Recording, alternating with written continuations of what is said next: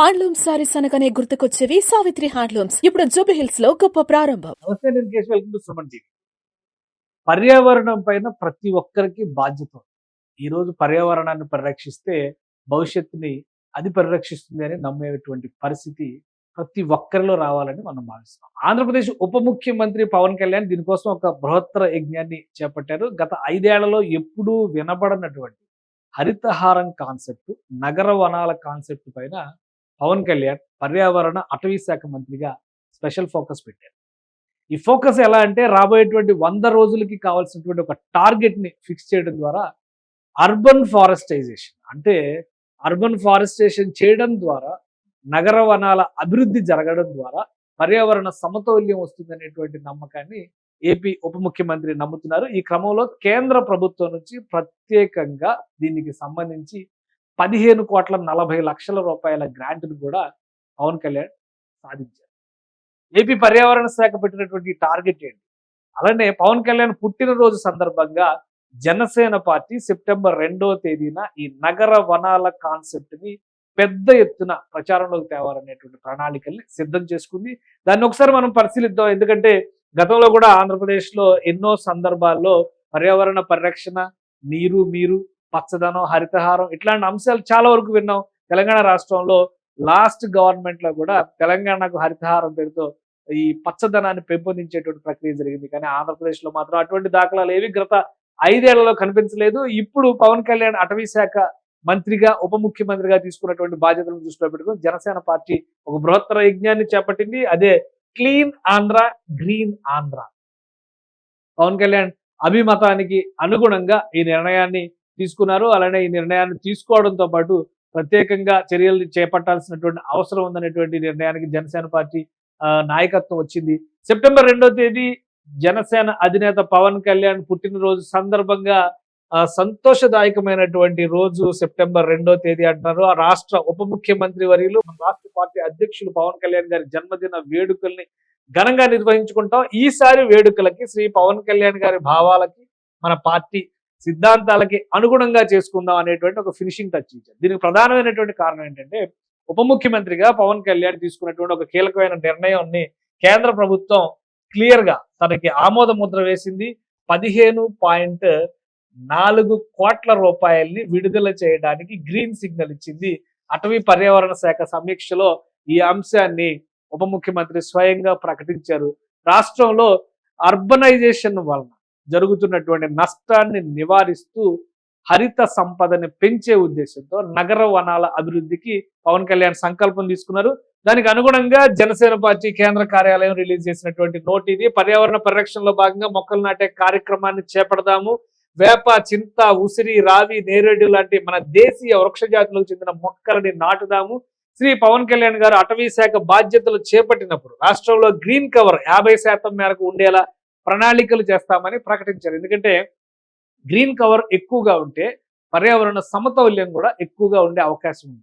ఒక రకంగా చూస్తే నేషనల్ యావరేజ్ కానీ, అలానే అంతర్జాతీయ లెక్కలు చెబుతున్నటువంటి దాని ప్రకారం చూస్తే కనుక మన దేశంలో కనీసం 34% గ్రీన్ కవర్ ఉండాల్సినటువంటి అవసరం ఉంది. కానీ అందులో కేవలం 23% ఉంది అనేటువంటి చర్చ జరుగుతోంది. ఆంధ్రప్రదేశ్లో ఇది రాను రాను తగ్గిపోతుంది అనేటువంటి అభిప్రాయం ఉంది. ఈ నేపథ్యంలో పవన్ కళ్యాణ్ ఇచ్చినటువంటి సూచనల మేరకు 50% గ్రీన్ కవర్ పెంచేందుకు లక్ష్యంగా ఆయన పుట్టినరోజు సందర్భంగా మొక్కలు నాటేటువంటి కార్యక్రమాన్ని చేపట్టాలనేటువంటి నిర్ణయం చేపట్టారు. అలానే పారిశుద్ధ్య నిర్వహణ, పరిసరాల పరిశుభ్రతకు స్వచ్ఛంద కార్యక్రమాలు చేపట్టి ప్రజలకు వీటిపైన అవగాహన కల్పిద్దాం. ఎంతో ఒక అవేర్నెస్ స్కీమ్ లాగా ఆయన పుట్టినరోజు కార్యక్రమాన్ని కూడా రాష్ట్ర ప్రయోజనాలకి అనుగుణంగా జనసేన పార్టీ నిర్ణయం తీసుకుంది. అలానే సీజనల్ వ్యాధులను దూరం చేసుకోవచ్చు అనేటువంటి అభిప్రాయాన్ని బలంగా చెబుతాం. మన అధ్యక్షుల వారి జన్మదిన వేడుకల్ని క్లీన్ ఆంధ్ర, గ్రీన్ ఆంధ్ర అనే కాన్సెప్ట్ తో విజయవంతంగా నిర్వహించుకుందాం. ఎందుకంటే ఈ సంతోష కార్యక్రమంలో మీ కార్యక్రమాలు యథావిధిగా ఎలాగో ఉంటాయి, ఎందుకంటే చెప్పినా కానీ వినరు కాబట్టి.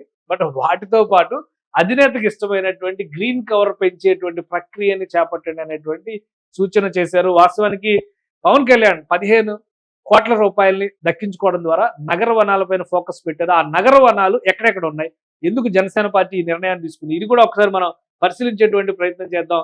ఇప్పటికే పవన్ కళ్యాణ్ ఒక అనౌన్స్మెంట్ చేశారు. నగర వనాల అభివృద్ధికి సంబంధించినటువంటి నిర్ణయం ఇది. ఆ నిర్ణయంలో భాగంగానే గార్గేయపురం నగరవనం, అలానే కర్నూలు, కడప నగరవనం, వెలిగాడ నగరవనం అంటే నెల్లిమర్ల నియోజకవర్గం పరిధిలోకి వచ్చేది. అలాగే చిత్తూరు డైరీ నగరవనం ఇది చిత్తూరు పరిధిలోకి వస్తుంది.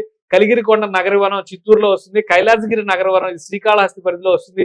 ప్రకాశరావుపాలెం నగరవనం తాడేపల్లిగూడెంలో వస్తుంది. శ్రీకృష్ణదేవరాయ కోట ఎకో పార్క్ నగరవనం పెనుకొండలో వస్తుంది. ఇది అనంతపురం జిల్లా ఉమ్మడి అనంతపురం జిల్లా పరిధిలో. అలానే Batrepalli water falls eco park నగరవనం కదిరి పరిధిలో వస్తుంది. కాశీబుగ్గ నగరవనం పలాసలో వస్తుంది. ఈస్టర్న్ ఘాట్ బయోడైవర్సిటీ సెంటర్ నగరవనం ఇది విశాఖపట్నంలో వస్తుంది. మీరు ఎక్కువ గమనించినట్టయితే కనుక ఇందులో రాయలసీమకు సంబంధించినటువంటి ప్రదేశాలు, ఎందుకంటే రాయలసీమలో వాతావరణ సమతౌల్యం చాలా వరకు ఇబ్బంది పెడుతుంది. అలానే ఉత్తరాంధ్రకు సంబంధించినటువంటి ప్రదేశాలే ఎక్కువగా ఉన్నాయి. ఒకటి మాత్రమే ఇందులో ప్రకాశం జిల్లాకు సంబంధించి, అంటే అన్ని కూడా వెనుకబడిన ప్రాంతాలకు సంబంధించినటువంటి వర్షాభావ పరిస్థితులు ఎక్కువగా ఎదుర్కొంటున్నటువంటి ప్రదేశాల్లో ఈ అర్బనైజేషన్ పైన ఫోకస్ పెడుతున్నారు. మొత్తం 50 నగర వనాలకు సంబంధించి కేంద్ర ప్రభుత్వం నుంచి క్లియరెన్స్ వచ్చింది.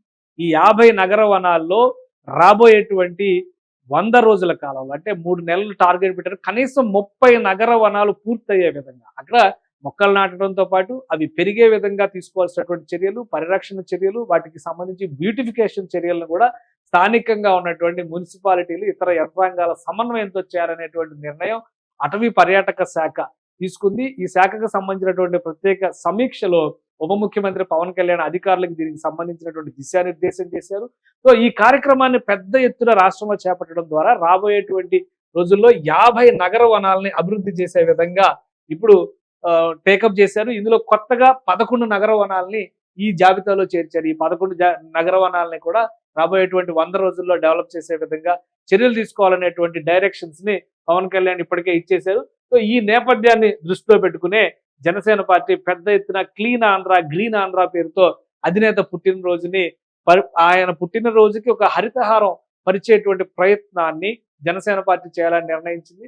సో జనసేన అభిమానులు కావచ్చు, పవన్ కళ్యాణ్ అభిమానులు కావచ్చు, జనసేన కార్యకర్తలు కావచ్చు, జనసేన నాయకులు కావచ్చు, వీళ్ళందరూ కూడా కార్యక్రమాలు నిర్వహించేటువంటి క్రమంలో తీసుకోవాల్సినటువంటి జాగ్రత్తలు యథావిధిగా ఎప్పుడు నిర్వహించేటువంటి కార్యక్రమాలతో పాటు ఈ పచ్చదనం పరిశుభ్రత concept, clean Andhra green Andhra అనేటువంటి కాన్సెప్ట్ ని అందులో మిళితం చేయడం ద్వారా అధినేత కోరుకునేటువంటి 50% గ్రీన్ కవర్, 50% హరిత తివాచీని ఆంధ్రప్రదేశ్ లో పరచండి అనేటువంటి సూచనని జనసేన పార్టీ చేసింది. సెప్టెంబర్ 2వ తేదీ పవన్ కళ్యాణ్ పుట్టినరోజు సందర్భంగా ఈ ప్రక్రియకి జనసేన పార్టీ ఒక పిలుపునిచ్చింది.